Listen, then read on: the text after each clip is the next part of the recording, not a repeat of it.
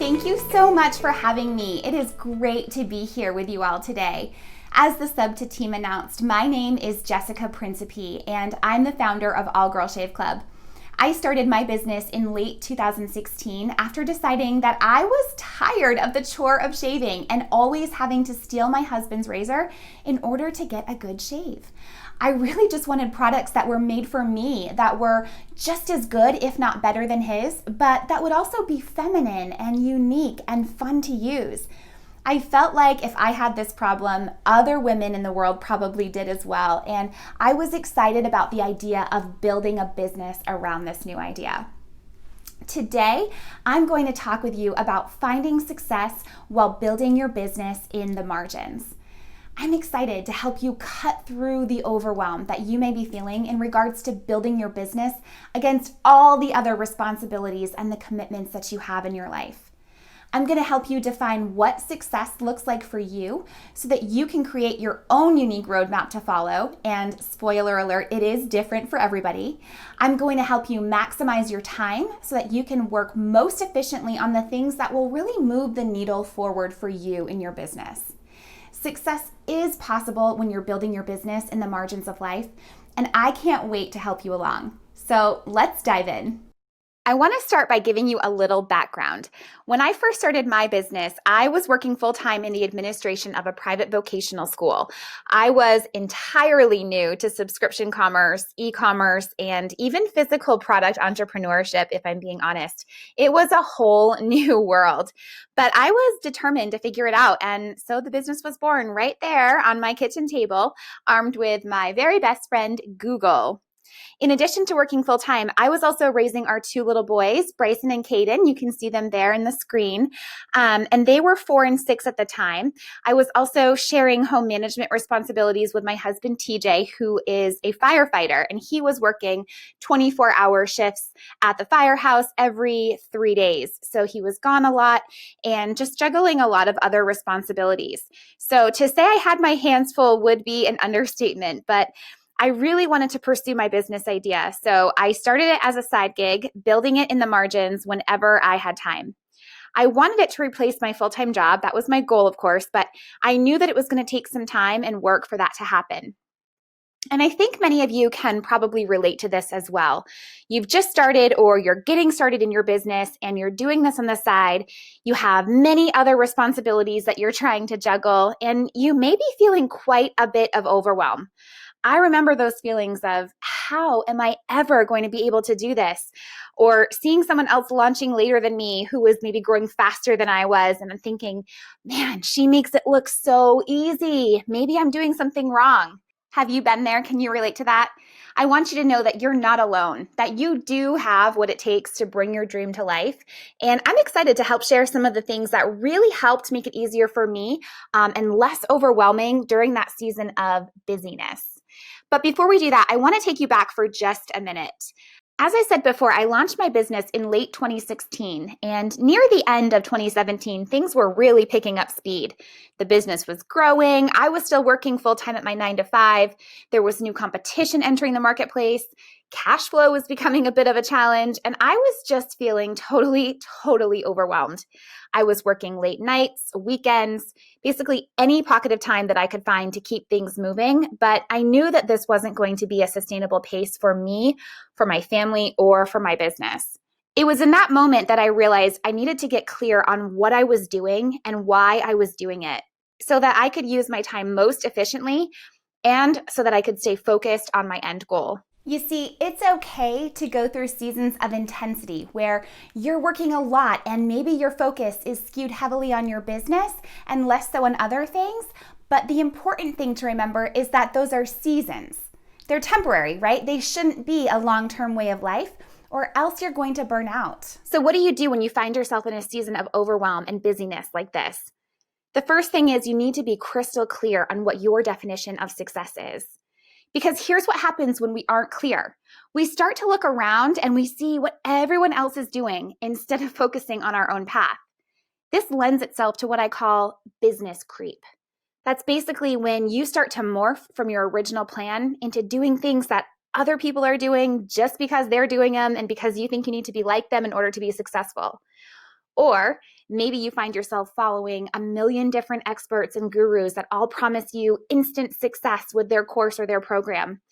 And basically what happens is your business just grows and twists and turns, and before you know it, you don't even know where you are or how you got there. You're so far removed from your original path.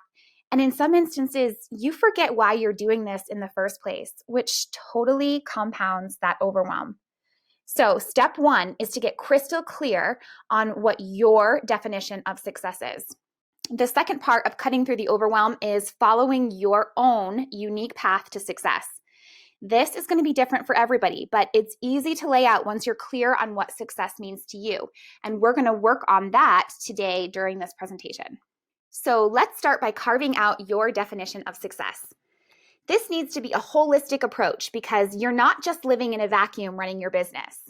Like we talked about before, you may be a mom or a wife or an employee for someone else, or you have other volunteer responsibilities and commitments that you need to work around.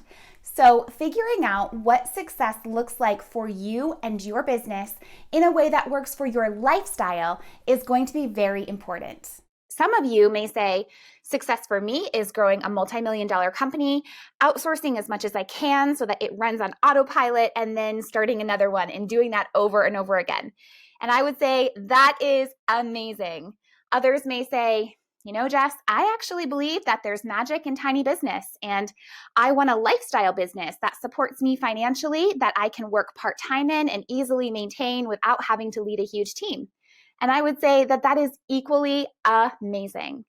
So the key thing here is to define what success looks like for you in your business and for your lifestyle.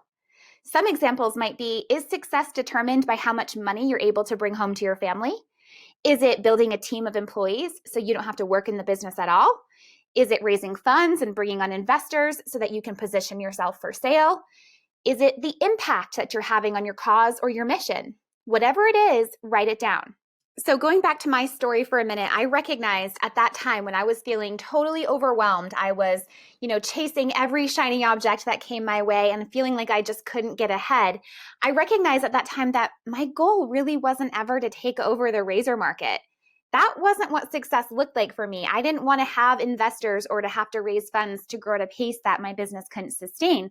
For me, success was having a profitable business that allowed me to pay myself and earn income in fulfilling ways, one that would provide beautiful, high-quality products to women who were looking for an alternative to what was already out there. And finally, to create a platform that would inspire positivity and encourage women to take time out for themselves. That was success for me. So from there, I was able to lay a path for myself to follow in order to get there. And when you do this, it makes it really easy for you to evaluate if a shiny new object is just a distraction that's going to pull you off your path, or if it's a genuine opportunity that will help you achieve your goals. So here's what I want you to do. I want you to take some time to think about your definition of success. Physically take pen to paper and write it out, because there really is magic in writing things out versus just thinking about them or even typing them. And because of that, I've created a free worksheet that you can access after this presentation that will guide you through this exercise and some of the other exercises that are going to be coming up in this presentation. So don't worry about doing it right now. Okay, once you've identified what success looks like for you, the next thing you're going to do is build your personal roadmap. The first step in building your roadmap is to identify your goals. Then you're going to break down your goals into milestones, which are basically what needs to happen in order to achieve that goal. And then even further, you're going to break them down into action items. And the actions are the actual actions that you need to take in order to help reach that milestone. So all of these things work together to help take you along your path to success. Let's look at an example really quick. If your definition of success is to be able to leave your full-time job so that you can run your business instead, one of your goals would probably be an income goal. So how much income that you can actually pay yourself each month to do that, or what kind of income you need to make in order to replace your full-time job to be able to leave it. So I'm going to show you an example using an income goal of $5,000 a month. So let's pretend that your income goal here is $5,000 a month. From there, you're going to want to break down your goals into milestones. You probably won't go from 0 to 5,000 overnight. So these milestones will kind of help you chunk down your goals into smaller achievements. Maybe your milestones are going to be for this goal, getting your profit margin up to 45% per box and acquiring 300 subscribers and then consistently hitting $18,000 in revenue each month. From there, I want you to identify what action items you need to take to help you hit these milestones. For the first milestone, getting your profit margin to 45%, you may need to work on negotiating better rates with your vendors or finding less expensive packaging and maybe even reducing shipping expenses. For the second milestone, getting to 300 subscribers, this will be working on your marketing mix. So finding that repeatable marketing mix that you can use to acquire new customers each month. And then working on your messaging, making sure that your messaging is compelling for the right audience. And then improving your conversion rate on your website.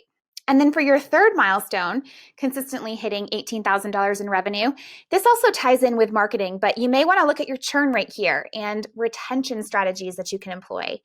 Maybe you want to add consistent email marketing to the mix or upselling to increase average order value. You want to list out those action items so that each day when you sit down to work, you know the things that you need to be focusing on and keep your eyes on your own lane. So this example here was obviously a high-level example, but you can make your action items as granular as you'd like and break them down even further. I just kind of wanted to give you a bird's eye view of how this strategy works in action.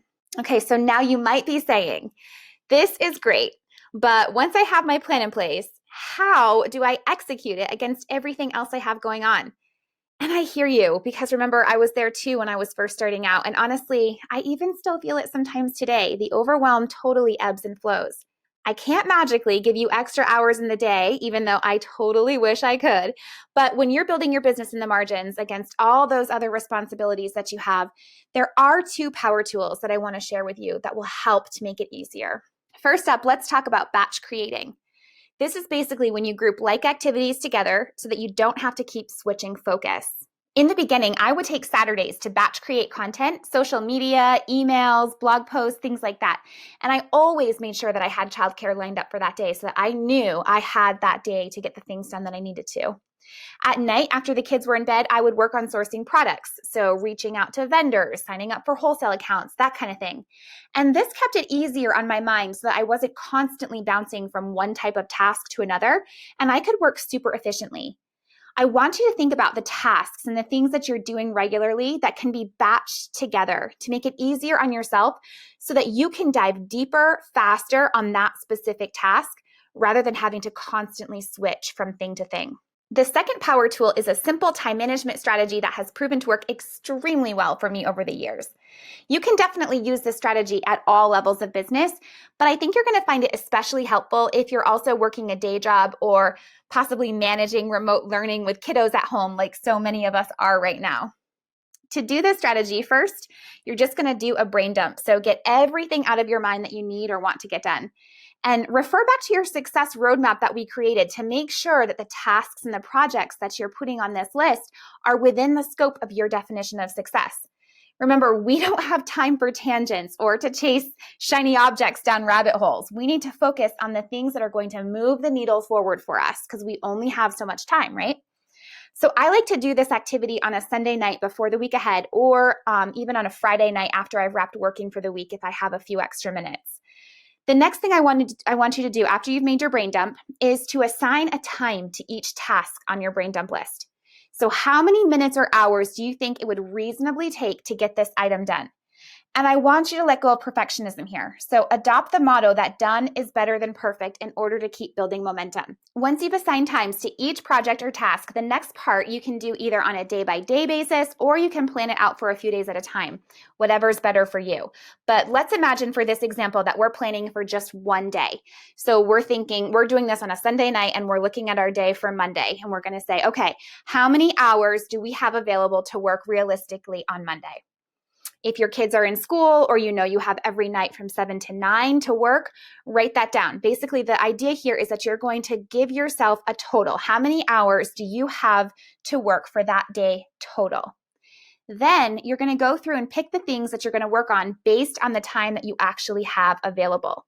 So make sure you're considering meals and other breaks and be sure to give yourself a buffer for little interruptions here and there. because with this strategy, we aren't trying to set ourselves up for failure here. If you know you only have 3 hours to work, but you have a list that totals 6 hours worth of work, I want you to manage your expectations of what's physically possible and what's going to have to wait, or what you can delegate or outsource.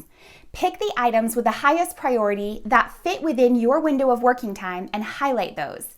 Those are the only tasks that you're going to focus on that day. The things that didn't make the cut, I want you to evaluate to see if they can be scheduled into a different day or if they can be outsourced to a VA or other expert who could get it done faster than you could. Okay, now you've got your task list planned with a reasonable amount of work for the time that you have available. As you're going through your day, if you finish everything, or if you find that you have an extra 15-minute pocket of time, then go back to your master list and scan it really quick and pick a 15-minute task and get it done. This strategy will give you a realistic expectation of what you can accomplish and how. It sets you up to win and not fail, and that's why I love it so much. Because here's the thing, we all get the same 24 hours in the day. It's up to us how we decide to use those hours. You get to choose how and when you work on your business in order to build the business that fits your chosen lifestyle and your definition of success. I went from feeling totally overwhelmed and pretty darn tired too, if I'm being honest, to getting clear on what I wanted for my future and how exactly I was going to get there in the time that I had available to me. And honestly, it really did make all the difference. Today, All Girl Shave Club serves thousands of women across the US and Canada, and this business has allowed me to enjoy a flexible schedule, working part-time hours in my business, and being available to spend more time with my family than I ever dreamed possible. I truly believe that your business dreams are possible too. I hope that this presentation has given you the encouragement and strategies that you need to move forward in your business. I hope that it helped you to define your version of success and building your own personal roadmap, as well as provided you with some new tools to help you build your business in the time that your lifestyle provides. Thank you so much for being with me today. And if you'd like a free printable workbook to go along with my presentation, you can grab it at jessicaprincipe.com/subta.